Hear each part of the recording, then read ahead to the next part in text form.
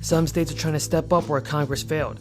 In Vermont, Republican governor and a Democratic state legislature signed off on a $1,000 tax credit for every child 5 and under. Phil Scott, the state's Republican governor, had initially proposed a wider set of tax cuts. In a statement, Governor Scott said it would have helped a broader cross-section of taxpayers, but that this bill is a step in the right direction. Everybody, what are your thoughts on President Biden so far? So it is here. Lawmakers have approved a new financial relief program. These checks will be worth at least $300. And now new extra stimulus cash will be making its way to thousands of Americans in the form of $300 direct payments as soon as this summer. Hawaii's governor first proposed a tax refund in his 2022 State of the State address. The governor signed it into law this week. He told reporters at the start of 2022, "We made a commitment to support programs and policies that would help our residents get back on their feet."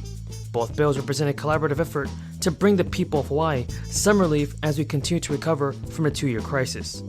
So in order to be eligible for a tax refund under this legislation, you have to earn less than $100,000 a year. And for those whose earnings are above those thresholds, you will receive $100. The tax rebate package will benefit taxpayers and dependents who filed in the state, and is expected to cost the state about $250 million. That means an eligible family of 4 could earn up to $1,200 in state funds. And according to the Department of Taxation, refunds are due to start rolling out in the last week of August. The measure also commits $500 million to Hawaii's rainy day fund and prepays $300 million for retirement liabilities. The second bill passed increases the state's minimum wage for the first time since 2018, from $10 an hour to $12 an hour starting October, and it will increase to $14 an hour in 2024, $16 an hour in 2026, and then $18 an hour in 2028. Now, rebates will continue for hundreds of thousands of people in New Mexico. However, unlike the first 2 rounds of stimulus, in May and June, the last anticipated effort from July have some strings attached. Specifically, the upcoming rebates have an income threshold, meaning those who made over a certain amount of money in the 2021 calendar year will not be eligible. The latest tax rebate checks are eligible for New Mexico residents who filed their 2021 taxes. As mentioned, there's an income threshold tied to these rebates, which is different for both single filers and joint filers.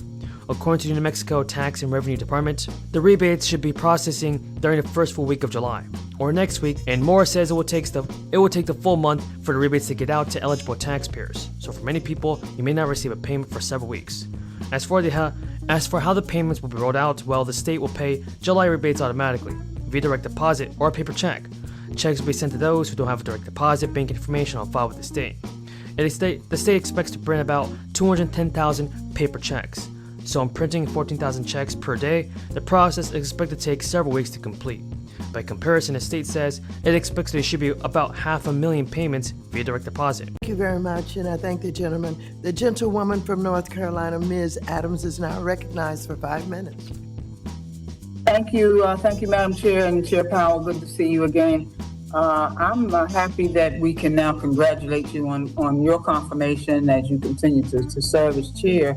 Also, I'm delighted that Dr. Lisa Cook, an HBCU graduate and the first Black woman on the Fed board, and Dr. Philip Jefferson, the 4th Black man and someone who teaches in my district at Davidson, have joined you as well. So as we've discussed before, you know how concerned I am about the housing market. And according to your February monetary policy report, our housing shortage has been intensified by the growing cost of construction materials. So, Chair Powell, how do you think the Fed's interest rate increase will impact the cost of construction?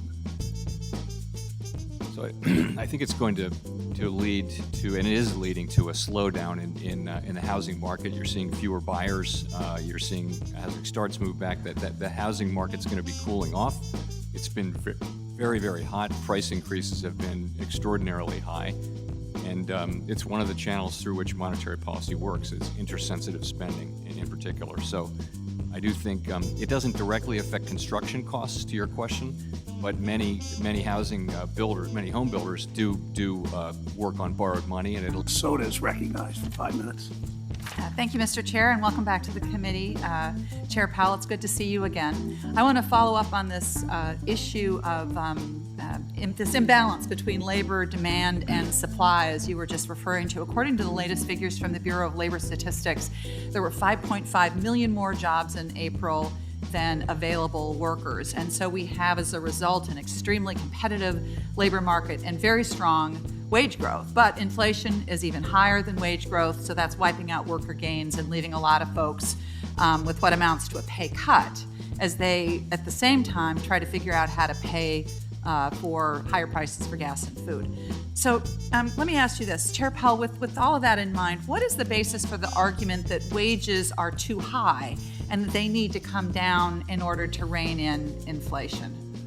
So it isn't that wages themselves are too high, it's that the rate of growth of wages is not consistent, and I'll explain this, not consistent with 2% inflation over time. So, of course, it's great when wages go up, and we want them to go up. We want people to get, strong wage increases, but at a certain point, wages become high enough that companies start raising prices, and you wind up getting high inflation.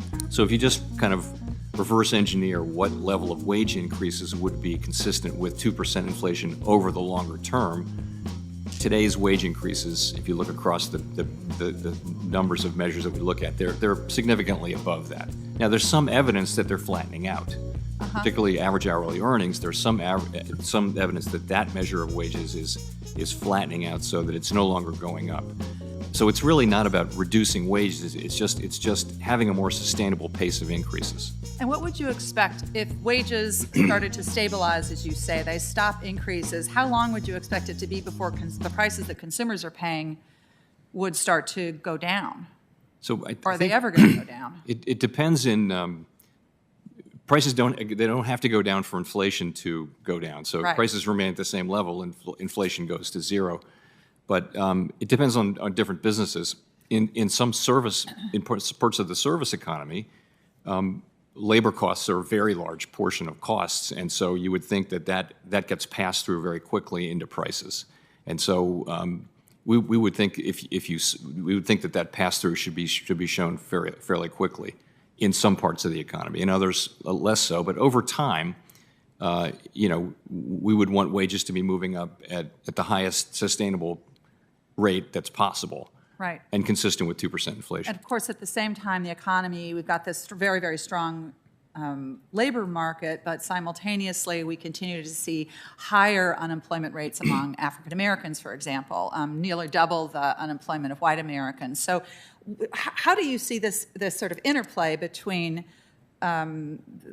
wage growth and what the Fed actions to cool demand on that underlying issue? So we don't target wage growth, of course. Our job is price stability. Right. We look at wage growth because over a long period of time, it's an important factor in determining price stability. So that's really how we think about it. In terms of the disparities, we saw those disparities increase significantly at the beginning of the pandemic.